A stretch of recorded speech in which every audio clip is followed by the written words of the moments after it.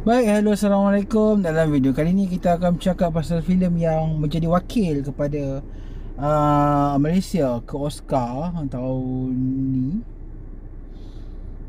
tapi tak berjaya lah kan. Tajuknya ialah Perabat Sapu. Sebelum ni kalau apa perasan suka filem pun banyak terlibat juga dengan promosi filem ni, tapi aku tak berkesempatan untuk tonton sebab aku berada di luar kawasan KL, jadi aku tak mampu nak tonton filem ni pada awal tayangan dia. So filem ni dah ada dekat Netflix, so aku take time lah juga untuk tonton filem ni dan nak tengok lah tahu mana hebatnya filem ni. Dan ini ialah pendapat aku berkenaan dengan Perabat Sapu. Tapi sebelum tu, kita intro dulu.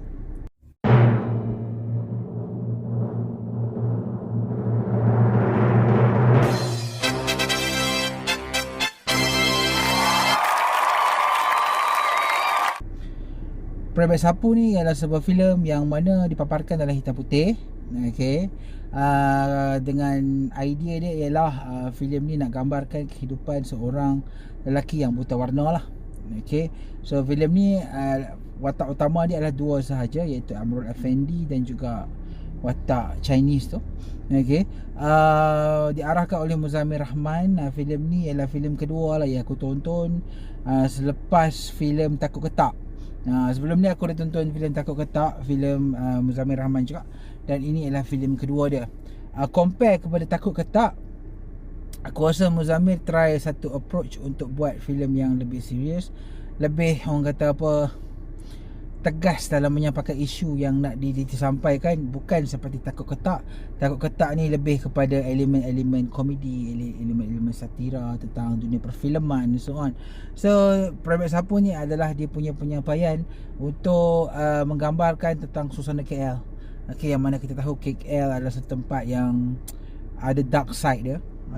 Tentang orang selalu fikir untuk pergi KL untuk cari kerja, untuk nampak kekayaan dan juga kemewahan yang ada selepas kita bekerja di sana, tapi sebenarnya tak sedar yang hakikat yang diorang sebenarnya telah dimomokkan dengan satu kenyataan yang salah.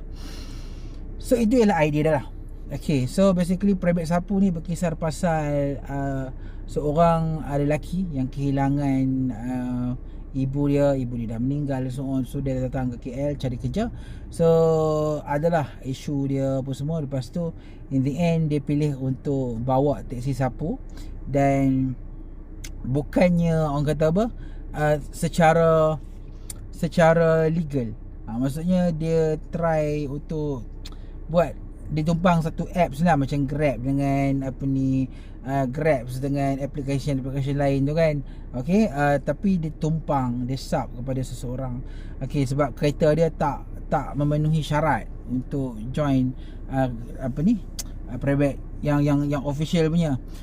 So dia join. So dia banyak lah bawa orang, dan kemudian dia terjumpa dengan seorang pelacur lah, yang mana akhirnya menjadi rakan bual dia. Dan dia terpaksa tengok lah macam mana kehidupan seorang yalah, orang yang dia sendiri tak pernah expect akan ada dalam hidup dia. Basically filem ni bukan untuk semua lah. Mungkin ada yang akan kurang menyukai filem ni, tetapi filem ni ada naratif yang tak jelas. Dia lebih kepada satu penyampaian tau. Satu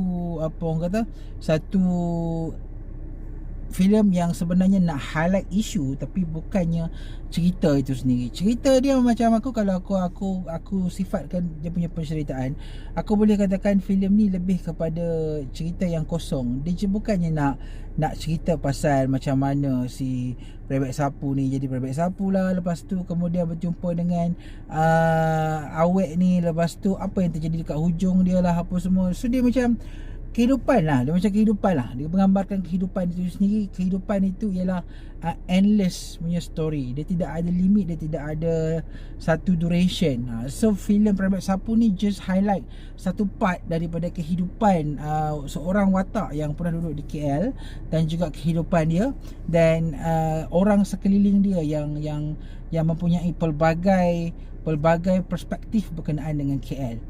So basically kalau kita nak tengok filem ni just untuk faham apa yang nak disampaikan oleh Muzammil ni dalam nada message dia itu, dalam nada criticize ataupun nada apa ni kritikan itu, mungkin apa boleh tonton lah. Tapi kalau siapa yang nak tengok filem ni dan expect filem ni ada dia punya formula yang typical, ada dia punya act 1, act 2, act 3 yang orang kata boleh enjoy lah, at least aku rasa filem ni tak akan sampai. Walaupun aku katakan filem ni lebih kepada filem art lah, aku rasa perjalanan filem ni tak adalah slow mana. Lagipun watak lakonan Amirul Afendi itu sendiri pun aku sifatkan sebagai watak yang hidup, dan aku sendiri nak tahu what happen lepas ni. So dia macam solid lah. Lakonan Amirul Afendi tu pun solid. Lakonan watak Chinese tu pun solid, memang perfect. Cuma macam aku cakap tadi lah, dia punya plot bukannya plot yang biasa. Dia lebih kepada ketika kita akan tengok perjalanan watak Amirul Afendi tu ke sana ke sini, tapi kita nak cari cerita ni nak sebenarnya pasal apa ni sebenarnya. Dia lebih kepada macam aku cakap tadi, lebih kepada paparan kehidupan lifestyle di KL dan hakikat dan realitinya tentang hidup di KL ni. Sebenarnya hidup KL ni tak sehebat yang disangka. Kalau kita gagal cari peluang, maka rosaklah kehidupan kita di KL dan kita akan terperangkap dekat situ selama-lamanya.